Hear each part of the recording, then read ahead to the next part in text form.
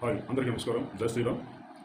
మన మాజీ సీఎం గారు శ్రీ వైఎస్ జగన్మోహన్ రెడ్డి గారు ఈ మధ్యన తెనాలిలో జరిగిన ఒక ఇన్సిడెంట్, ముగ్గురు గంజాయి బ్యాచ్ని, ముగ్గురు రౌడీలను, ముగ్గురు హంతకులను, ముగ్గురు స్మగ్లర్లను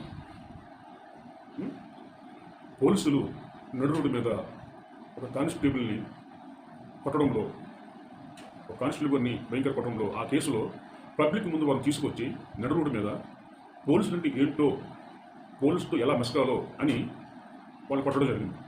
వాళ్ళు ఏమన్నా మంచివాళ్ళు కాదు, వాళ్ళు ఏమైనా అమాయకులు కాదు, వాళ్ళు ఏమన్నా ప్రజలకి ఉపయోగపడే వ్యక్తులు కాదు. ప్రజలను పీడించే వ్యక్తులు, ప్రజల కష్టం దూసుకునే వ్యక్తులు, ఒక స్మగ్లింగ్ బ్యాచ్, ఒక గంజాయి బ్యాచ్, ఒక హంతకులు, ఒక రౌడీలాలు, స్మగ్లర్లాలు.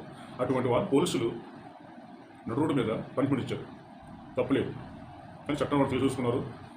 అది వాళ్ళ ఇష్టం. తర్వాత వాళ్ళకి ఏమనుకో కోర్టు ద్వారా